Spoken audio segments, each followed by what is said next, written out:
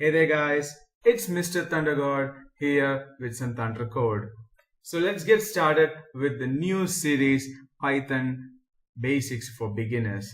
So in this video, which is the first part of this series, I'll be going through what Python is, who is Python for, and the history of Python. We'll also be looking into a few features of Python and we'll understand why Python is so feasible for beginners to learn programming.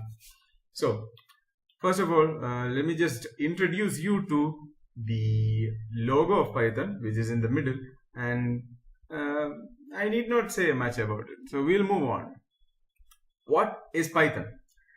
Basically, Python is a general purpose, interpreted, interactive, object-oriented and high-level language. Whoa. Okay, so there are a few terms here. Don't worry, I'll explain each and every term in detail.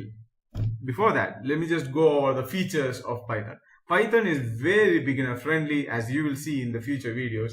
It is easy to learn, easy to read and easy to maintain. It's portable in the sense that you can write Python code for almost every single hardware platform there is. You can write Python code and convert it for use in your mobile phones, in your iPhones, in Raspberry Pis, communicate it with Arduinos, etc, etc, etc. It has modules which enhance its scope and make it super powerful and flexible.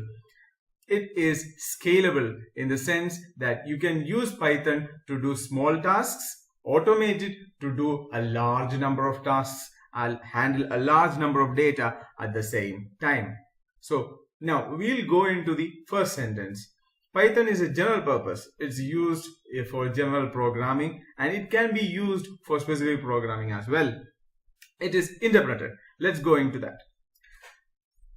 There are two terms that I'd like to introduce you to, an interpreter and a compiler. Basically, when you write code, you'll need to use either an interpreter or a compiler. What an interpreter or a compiler does is, it converts all of those words or commands that you type into a format that the computer can understand. As you guys might know, the computer can only understand in binary language, which means the computer sees the entire world as a series of zeros and ones.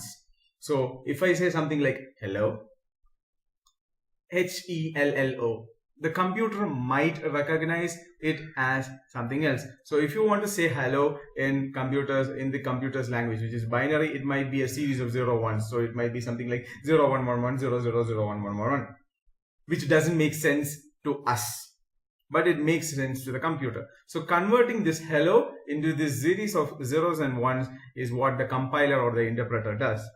So what makes a compiler different from an interpreter? Well, an interpreter executes each line by line of the code. For example, if you have 5 lines of code, say explaining how to actually make coffee. This is just an example. So first of all, the first thing to do would be to collect all the materials, get some water, grind the coffee beans, filter it, and make coffee. So each step is each line of code. Code is basically the command that we need the computer to do. So if we are using an interpreter, what the interpreter will do is, it will take the first line of code, execute it, then the second line of code, execute it, and go on till the 5th line of code. But what the compiler does is, it executes it as a whole. That means it will go through the 1st, 2nd, 3rd, 4th and 5th and then only run each line.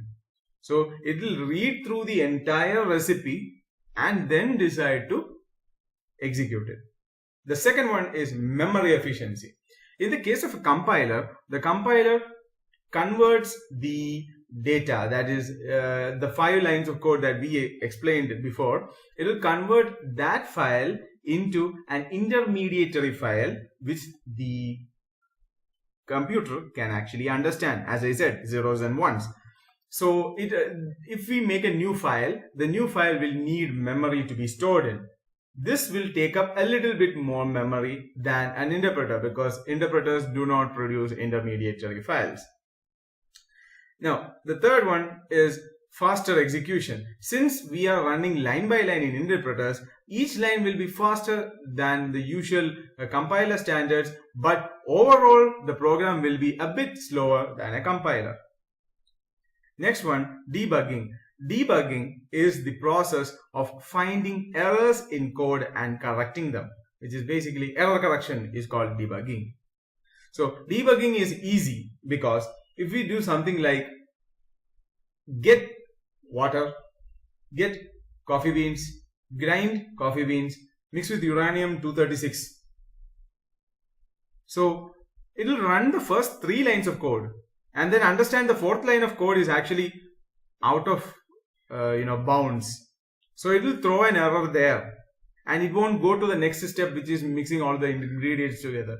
It will say error uranium-234 not found.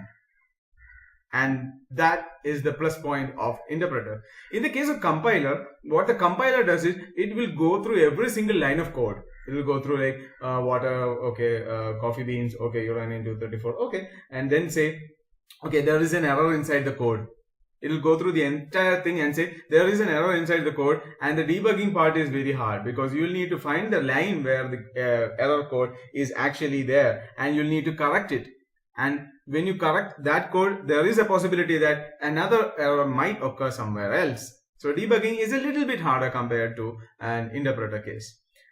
Programming languages such as Python and Ruby use interpreters, and programming languages such as C, C++ use a compiler.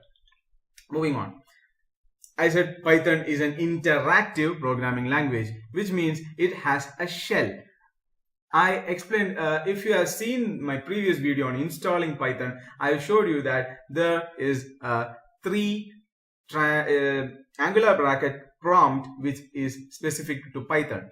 So in this case, you could type in a single line of code and hit enter, and you will see the output or the result of that line of code next to that sentence itself. So it's interactive. You give in an input, it will suddenly give you an output. You don't need to compile it as a whole, then wait for the file to be processed and then wait for the output. You can get the output as you type in the input. And the biggest point is you can easily identify errors with each line of code, and the design of programs is much more easier in this case. Next one, Python is object-oriented. I'm not going to go detailed into what object-oriented programming is. Just know that it means data stored within Python code is protected by a process called encapsulation. We'll go over object-oriented programming in Python in a series in the future. So you don't need to worry about that. Next one is high-level language. Basically, there are 2 types of programming languages: low-level machine language and high-level human language. So high-level human language is English, is close to English. So the code that we write will be easier for us to understand. Okay, but in case of low-level languages, it will be written in a code which is easier for the computer to understand. So basically, there is a bridge or a gap between high level and low level, which is filled in by the interpreter and the compiler. So yes, so it's easier for humans to understand. So it's easier for beginners to actually understand Python programming. Next, moving on, the last part in this video, history of Python. Python was found by a guy, the exact guy in the picture, called Guido van Rossum. I apologize if I'm actually misspelling or mispronouncing his name, but Guido van Rossum. He found it in the late 80s and early 90s in a computer research center in Netherlands. It is based off existing programming languages like ABC, C, C++, etc. It is now used worldwide and gaining popularity day by day with its importance in machine learning, data science, and artificial intelligence. So this is all there is to know about what Python is and how Python works. In the next video, we'll actually go over making Python code. We'll actually get to do some Thunder code. So until then, I'll see you guys. Goodbye.